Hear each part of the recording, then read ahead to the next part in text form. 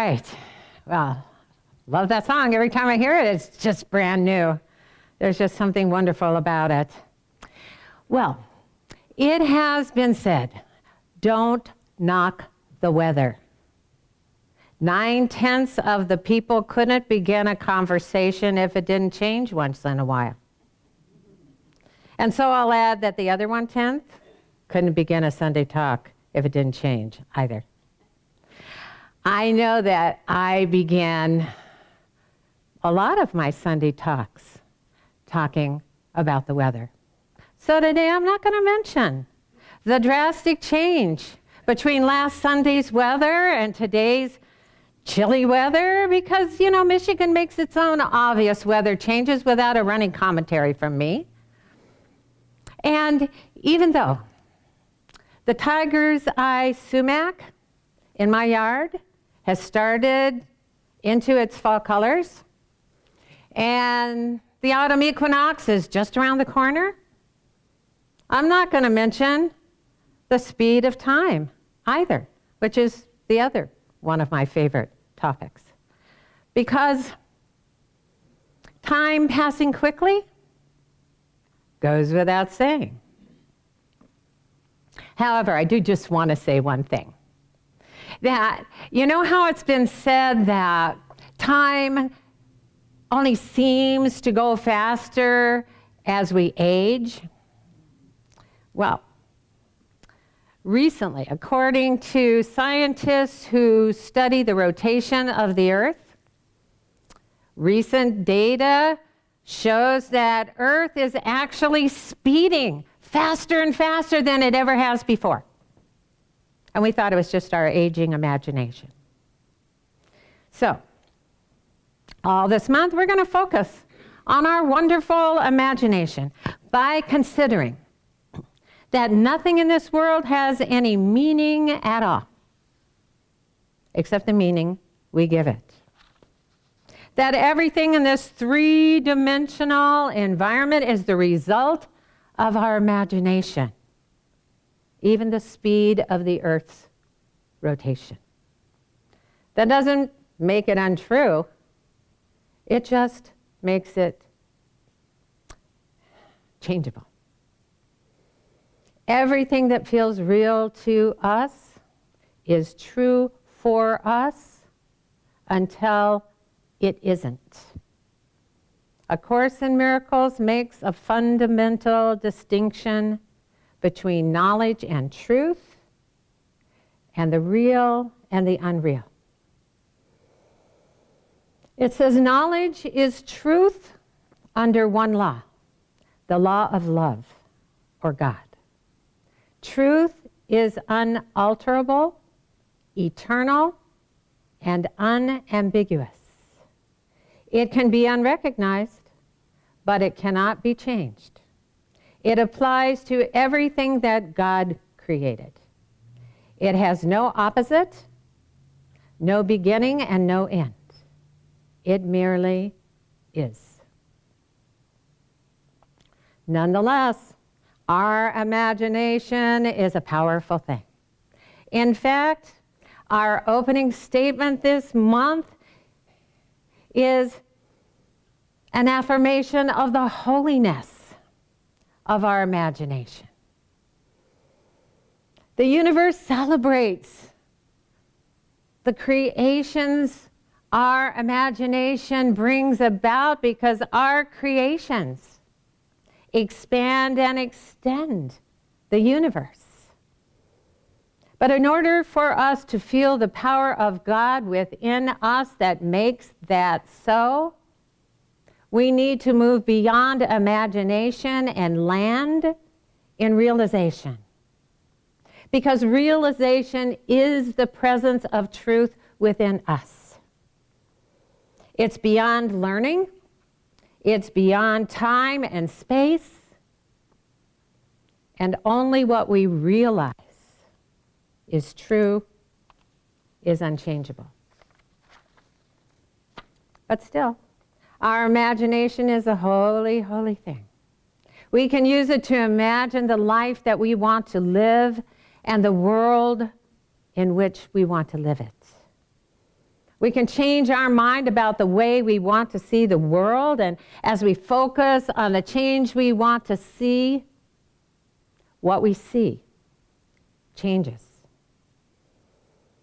Our imagination belongs entirely to us. No one can mess with our imagination but us. Imagine that. The more clear and beautiful our imagination is to us, the higher the vibrations of our thoughts become,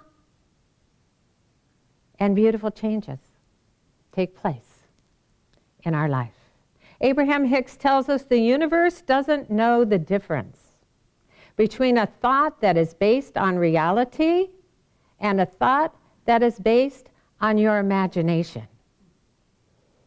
The universe is simply aware of the vibrations we emit and responds to us with corresponding three-dimensional manifestations. It's difficult to remember, and sometimes even hard to believe, that even while we are in these less than powerful appearing physical forms, that we remain powerful beings. As the quote last Sunday from A Way of the Heart put it, you're a literal creator every moment, for when you name anything, you define it and give it meaning. Which is to say, nothing is nothing until we name it something. And it's the vibration of our mental definitions and interpretations of life that the universe responds to. Whether we're using our imagination to give positive or negative meaning to the words and behaviors of others, or to conditions and situations and events, the universe responds to our thought emissions with a vibrational match that appears to us as physical experiences, as the health of our body, as the nature of our relationships, as the condition of our finances, and everything else we experience physically. Eckhart Tolle said, whatever the present moment contains, accept it as if you had chosen it. Always work with it, not against it. Which brings us to the title and subject of today's talk, by invitation only. Now, it's easy for us to get sucked in to the diverse negative emotions of this world and imagine the worst. Especially if we're in the habit of naming things as good or bad or better or worse or right or wrong or spiritual and material. It's easy for us to want to fight against the appearance of things we don't want. But such a desire makes us see a world that is divided, in which we perceive something out there, unlike ourselves, that can cause us pain and illness and injury and sorrow. It causes us to believe that something else can assert itself into our life energy and into our mind and our imagination, and cause us to think and feel something that we don't want to think and feel. But our invincible, untouchable individuality is backed by divine authority. Our mind and imagination belong to us alone. No one can come between us and our relationship with God. No one can cause a universe that loves us and always says yes to us to say no to us, even when we ask for the worst, even when we imagine it. No one comes through the door unless we open it, and no one comes in without our permission. Abraham Hicks tells us there is no assertion in this attraction-based universe. There is no such thing as the law of assertion or the law of force or the law of insistence. There is only the law of attraction and the art of allowing. You and only you invite things in by your feelings. Now, things may seem to happen in our life that we're pretty sure we didn't ask for. And so it's easy to believe that someone else is to blame. But no one is at fault. We're just creating by default, which is to say, we're not paying attention to our point of attraction, which means we are not paying attention to how the meaning we're giving to something is causing us to feel. In this world that is so full of conflict and anger and blame and revenge and sickness and contagion, we've become willing to put up with negative emotions within us. We're willing to point our finger of blame. We're willing to feel angry and afraid and frustrated and overruled and overwhelmed.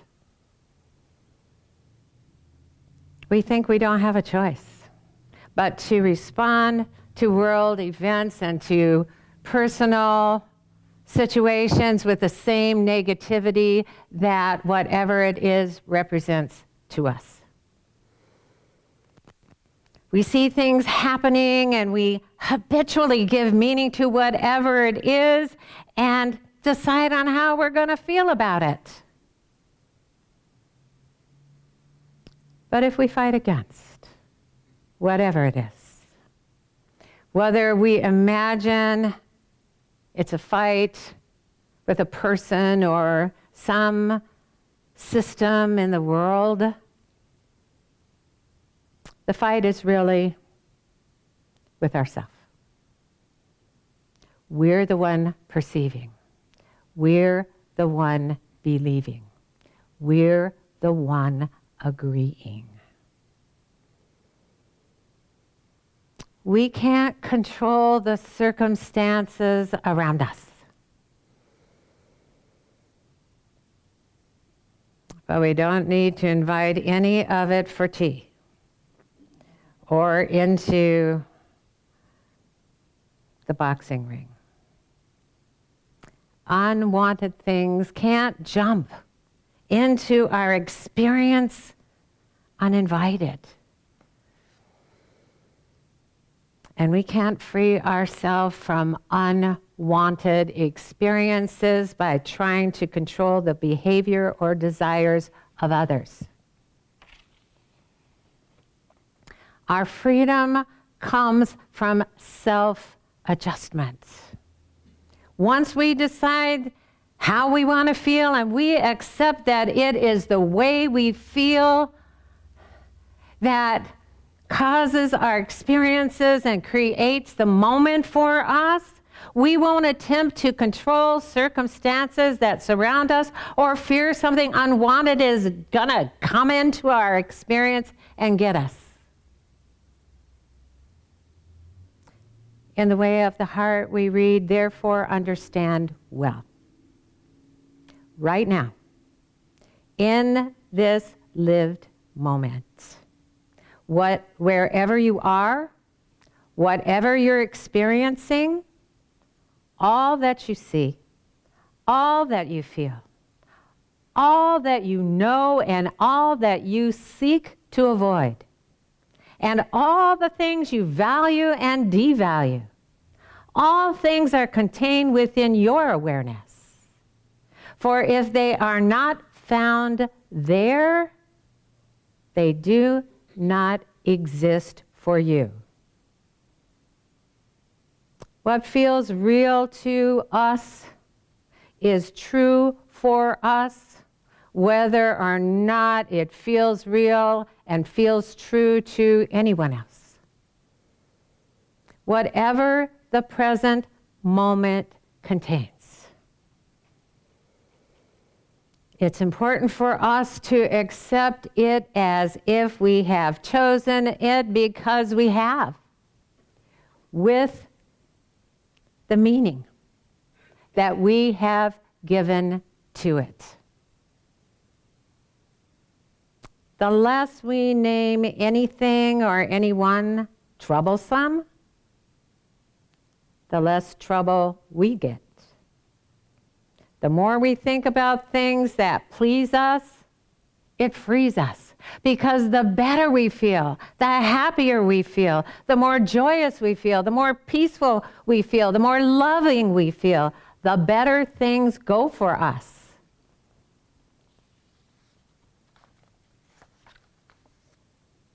Once we accept that everything comes into our life by invitation, our invitation, and no other way, we realize that we are free to change any experience by using our God-authorized, divinely powered imagination to imagine something better, to imagine the good and the beautiful and the joyous.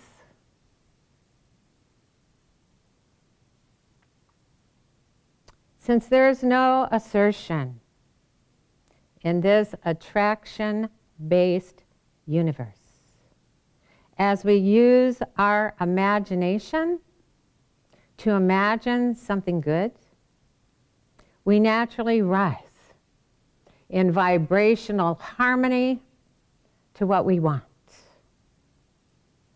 And we can't fail but to attract through our vibration that very thing.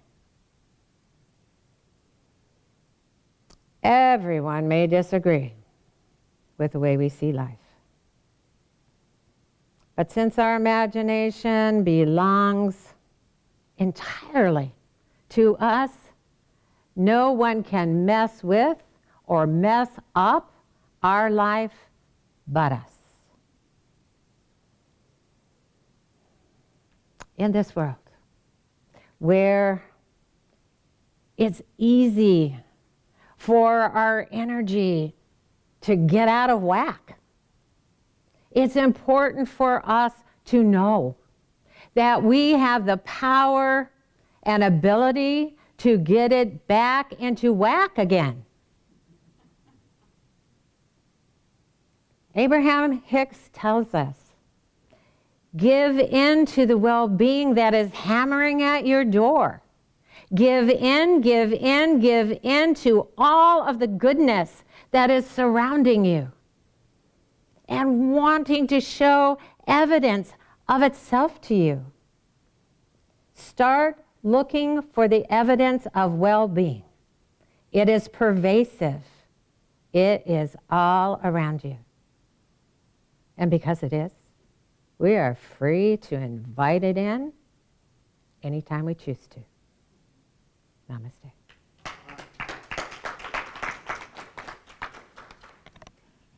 All right. Okay, well, this is the time of our service where we sing our happy song quietly from our heart and with our words of thank you, our words of gratitude. Thank you for being here. Thank you for shining your light and being the presence of such loving and beautiful energy. Thank you for being with us live stream, for taking the time this morning to stay bundled in your jammies and watch us. Thank you for finding us later this week or listening again, because there was something you heard that you wanted to clarify for yourself and make real for yourself. And if you are just feeling like you want to say thank you for how you're feeling right now, for what you've discovered, what you are beginning to realize, and you wonder how it is you can express that gratitude, our treasurer is here to tell you how. It's Jamie Phillips.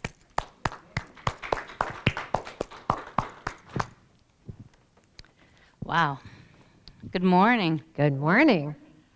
Well, there's a few ways that you can, if you're watching this live stream, that you can donate to the Life Enrichment Center. The first is on our Facebook page. It would be facebook.com/Life Enrichment Center. You can go to our website, lecflint.com, and hit the contribute button. You can contribute via PayPal, and our address on PayPal is lec2512@gmail.com. Or you can send us a check to our mailing address, which is the Life Enrichment Center, P.O. Box 321294, Flint, Michigan 48532. And in the sanctuary, we'll be coming around with the gratitude receiver, receiving gratitude. And what a good job. All right. And while we're receiving gratitude in the sanctuary, we're going to listen to the song Grateful by Daniel Namad and Nemo Patel. Thank you.